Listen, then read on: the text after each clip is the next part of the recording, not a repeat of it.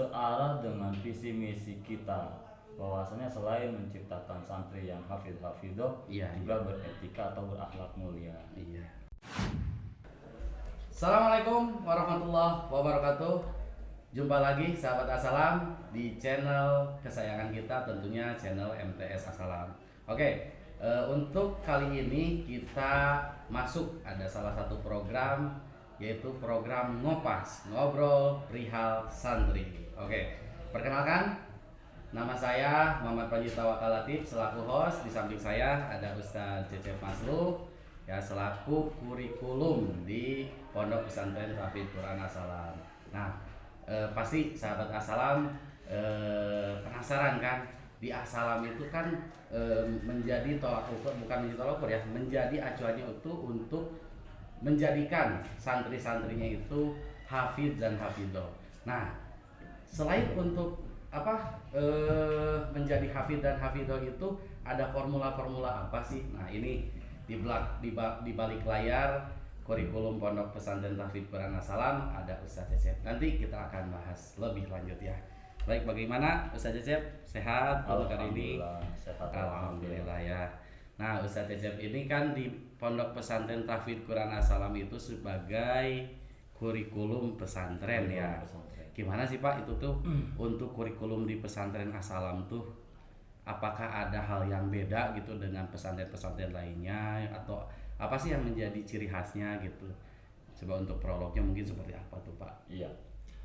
Jadi sebagaimana kita ketahui bahwasanya Pondok Pesantren Tahfidz Al-Quran Assalam ini merupakan program boarding school di mana ada pendidikan formal dan non formal. Untuk formalnya kita ada madrasah sanawiyah, dan untuk non formalnya kita ada pesantren dengan program wajib mondok, yang mana programnya wajib mondok ya, ini anak-anak semua wajib mondok, ya, karena kita full santrinya wajib mondok. Karena di Bandung udah sulit ya sekarang yang pesantren yang full mondok itu ya, khususnya di kota Bandung ya.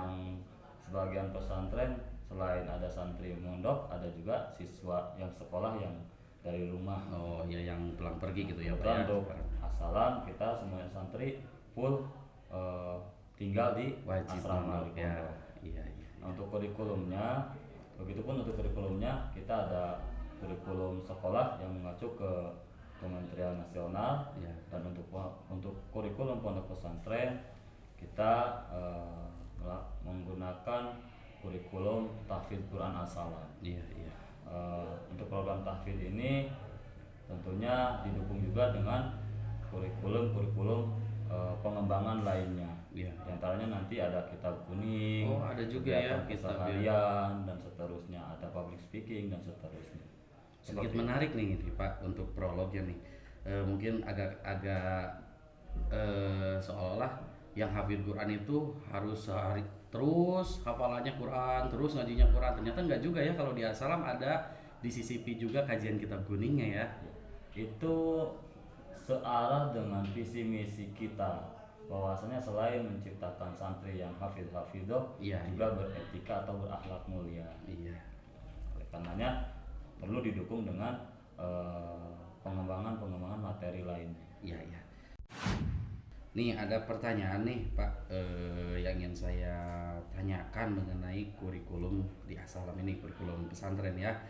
Dari tadi sebagai prolog kurikulum pesantren, mana sih yang menjadi program prioritas atau yang menjadi brand unggulan di Assalam ini nih? Mungkin sahabat Assalam juga pengen tahu nih, yang menjadi unggulan di Assalam tuh apa sih? Kurikulum Qurannya, kurikulum tahfidznya? Iya, tentunya kita sebagai manusia normal ya, punya kapasitas dan batasan masing-masing, sehingga dari sekian kurikulum yang dijalankan di MTS Assalam, ada yang kita unggulkan atau yang kita tonjolkan pengembangannya, di samping didukung oleh kurikulum atau materi-materi pendukung pengembangan lainnya. Berangkat dari pendiri atau muasis Yayasan Assalam, almarhum Habib Usman bin Hussein Al-Adarus, beliau adalah ahli Quran. Makanya kita di sini untuk pesantren yang menjadi program unggulannya adalah bidang tahfidz Quran. kayak gitu. Nah, terus untuk pelaksanaannya nih, Pak Ustadz, ketika pelaksanaan di lapangan mengenai program tahfidz di As-Salam ini seperti apa pelaksanaannya? Iya, untuk pelaksanaannya mulai dari metode yang kita gunakan, kita memakai media Yanbu'a Oh, yang Yanbu'a, kita adopsi ya. dari pesantren Kudus Iya, Al-Arwani. iya. Nah, untuk tahfidz Qur'annya kita menggunakan 3 waktu atau 3 pelaksanaan dalam satu hari, yaitu dari maghrib, kemudian subuh dan asar. Nah, dari 3 pelaksanaan ini diantaranya ada digunakan untuk penyampaian materi Yanbu'a, Iya. ada untuk setoran hafalan, atau ada juga untuk takrir. Takrir ini adalah mengulang hafalan yang sudah disetorkan agar dipastikan hafalan tersebut benar-benar kuat dalam hafalan. Jadi anak tidak mudah lupa gitu ya. Terus program tahfidz ini untuk di As-Salam kita benar-benar memastikan hafalannya itu kuat. Jadi tidak sebatas nambah terus setoran hafalan, tambah lagi nambah lagi. Tapi kita menggunakan metode takrir. Nambah diulang, nambah diulang. Setelah sampai 1 juz disimak. Itu sebagai upaya untuk memperkuat hafalan. Memperkuat ya. Itu ya yang mungkin jadi pembeda dari pesantren atau rumah tahfidz yang lainnya. Karena kan kebanyakan juga ketika yang lain itu lebih menonjolkan segi kuantitasnya ya. Anak ini sudah hafal segini, setahun hafal segini, mungkin bisa hafal, tapi kualitas hafalannya benar-benar kuat atau tidak gitu ya. Tergantung kembali kepada anaknya mungkin ya. Itu. Iya.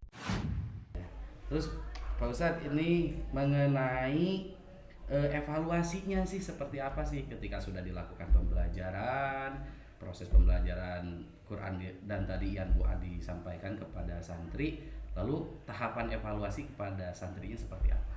Nah, untuk program tahfidz kita ini itu sangat syarat dengan evaluasi, mulai dari evaluasi harian. Oh, ada harian juga ya?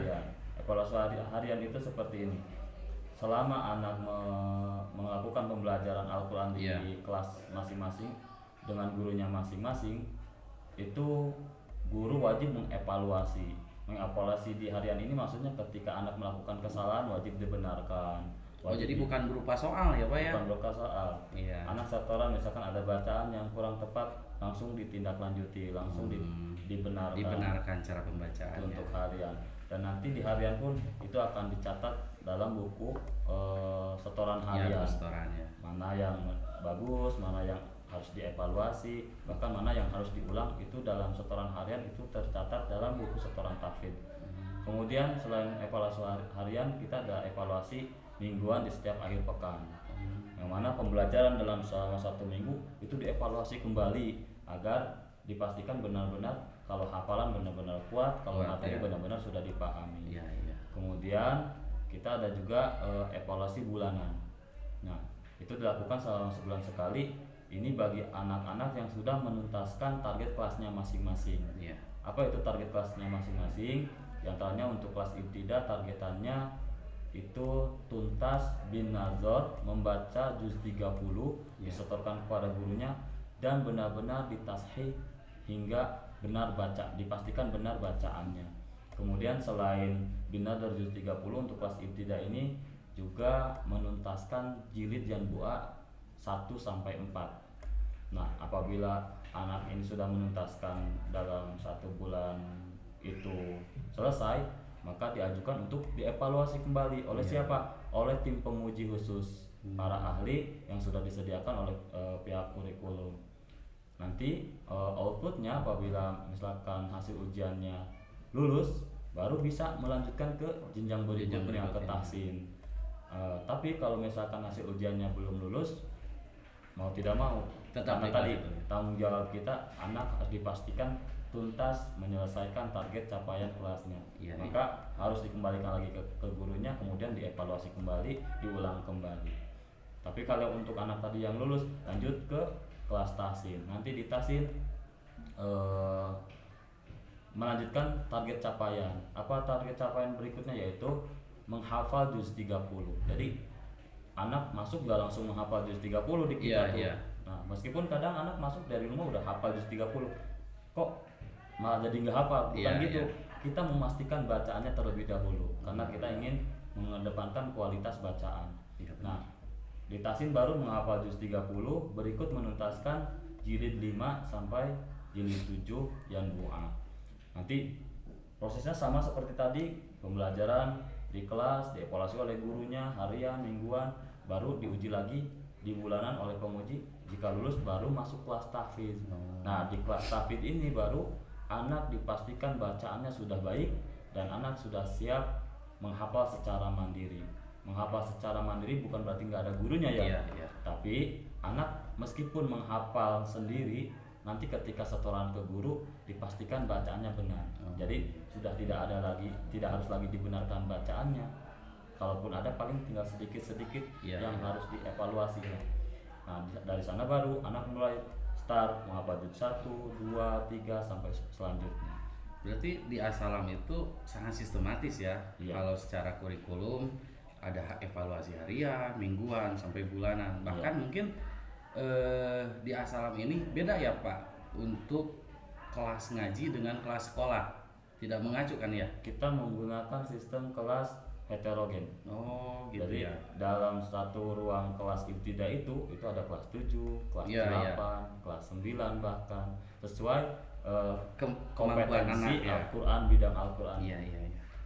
Jadi tidak menutup kemungkinan juga ketika yang kelas 7 hafalannya sudah kuat dan bagus bisa langsung ke tahfidz gitu bisa ya. saja. Dan tidak menutup kemungkinan juga yang kelasnya udah tinggi kelas 9 masih di kelas yang ibtida ya.